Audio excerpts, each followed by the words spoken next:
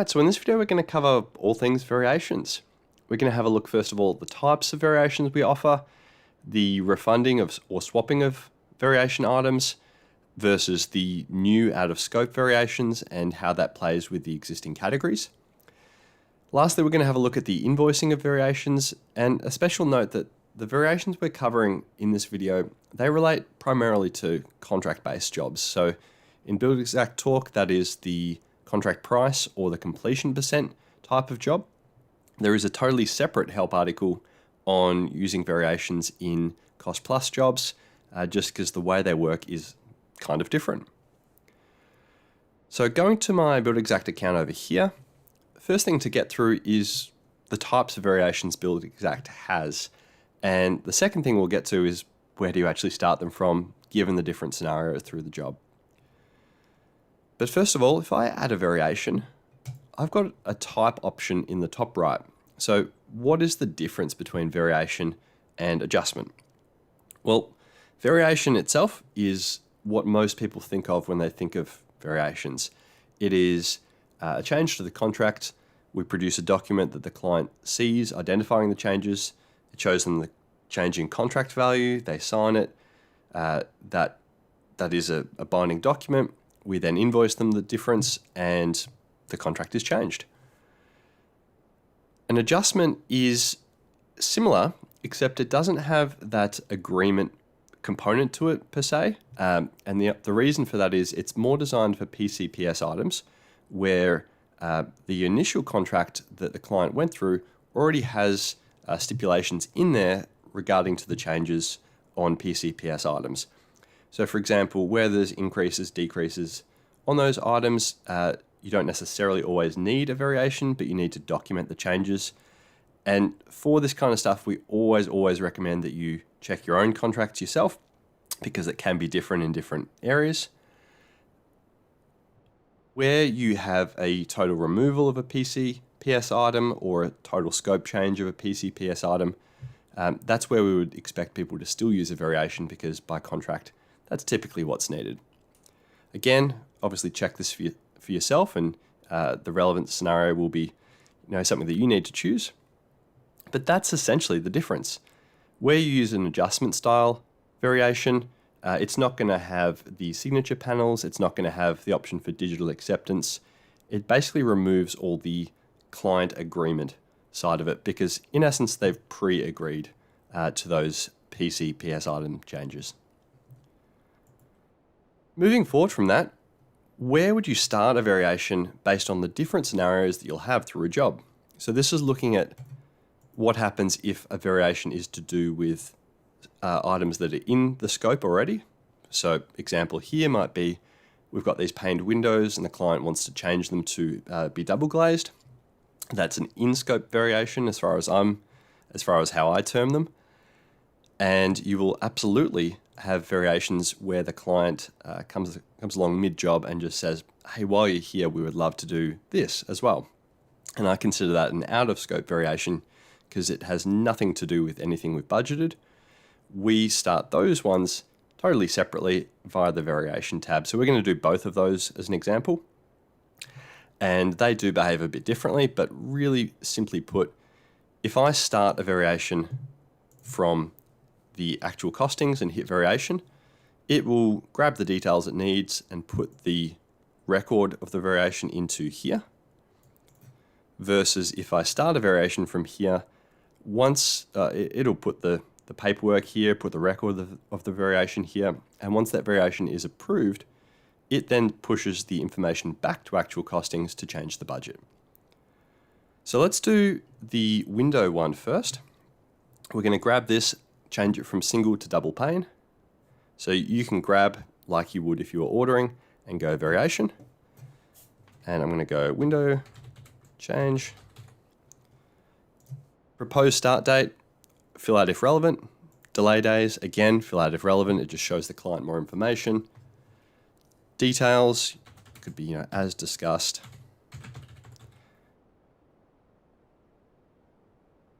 Going to double glaze.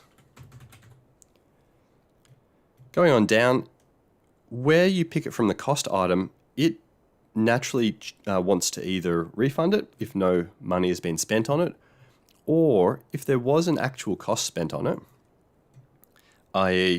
there was money here, what it would do is, if I go back into it, it would check whether you are owed money or you owe the client money and put that adjustment in here.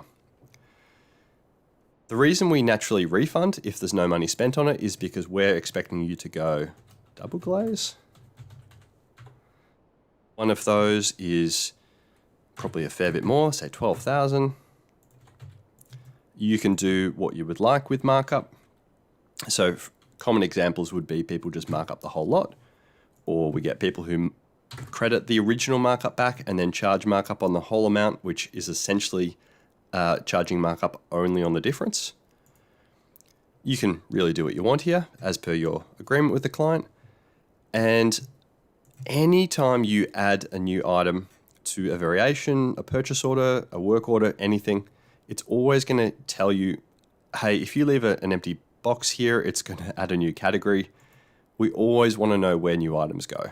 So I'm going to say this relates to the Windows category, and hence this new $12,000 ex-tax item, that's where it should go. I'm going to go save, and you'll notice it goes blue because, as always, blue indicates it's linked to something. In this case, I'll go variations, and you can see it's linked in here.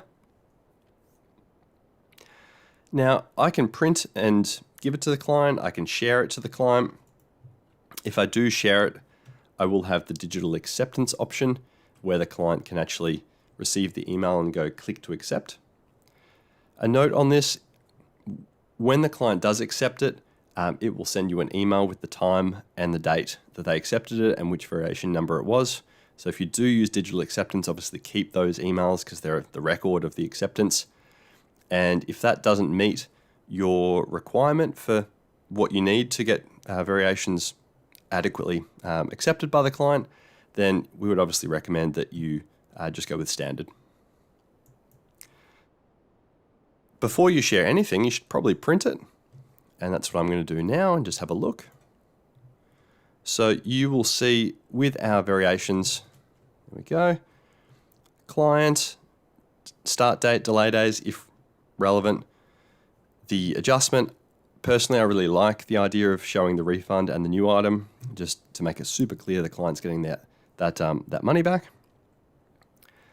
And down further, we see the full contract change if they accept it, and then their signature and dating.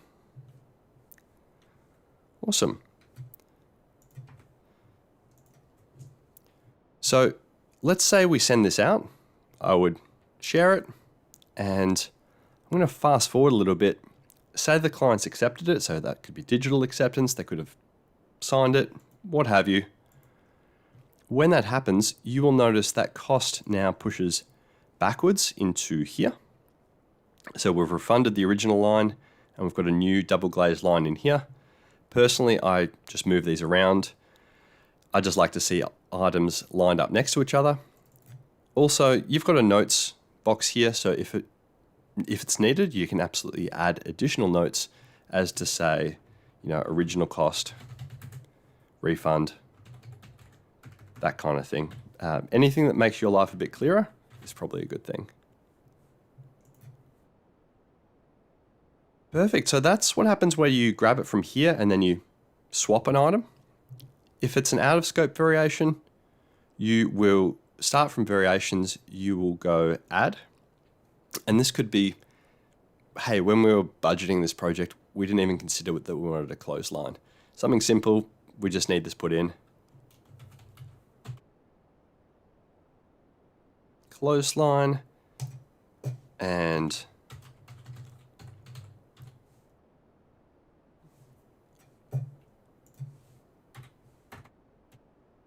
awesome. When you're doing it in this fashion, because it's being built up from nothing, it is similar to, I guess, a mini estimate. So I'll pop it like that. Because it's not that you're grabbing existing items, you're actually putting it together for the client's approval, and it's all from scratch. Similar to the previous variation, it'll want to know where does it go. More so with these out of scope variations, it's useful to know that you can actually start separate categories. And you can do this for purchase orders and work orders too. If you type in something that we don't recognize, it just makes a new category called that.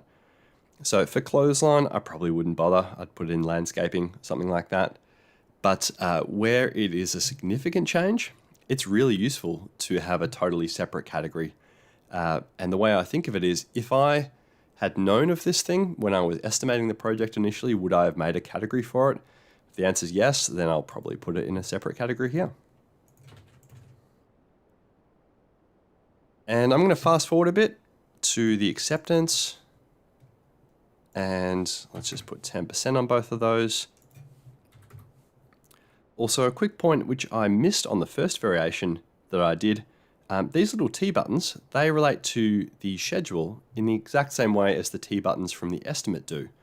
So if you do install for the clothesline, we will by default just put it on today for 1 day onto the schedule, versus if you tell us the proposed start and the delay days, we use that to work out when it goes onto the schedule. So if I say it's on the 20th for 3 days, there's no way a clothesline takes that long, but it will go for 3 days as of the 20th onto our schedule.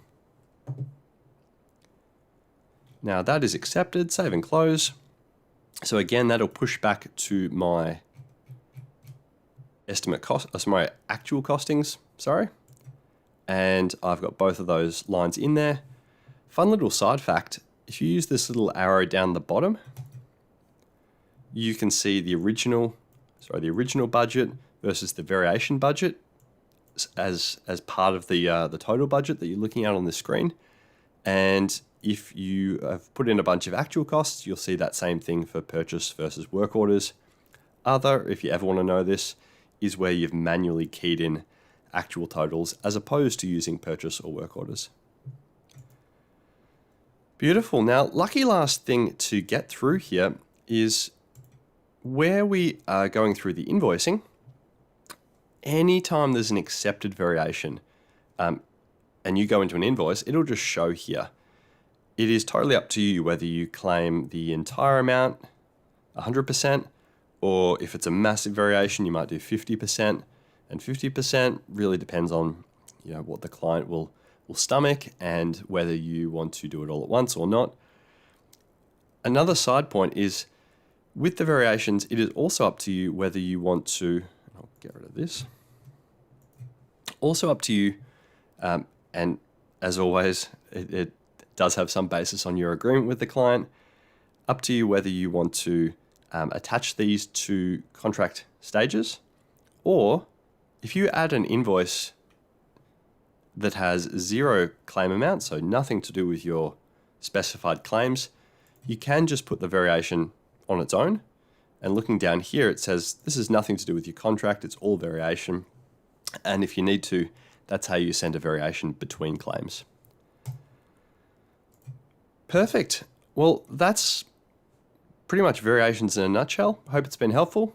Any other questions, as always, let us know.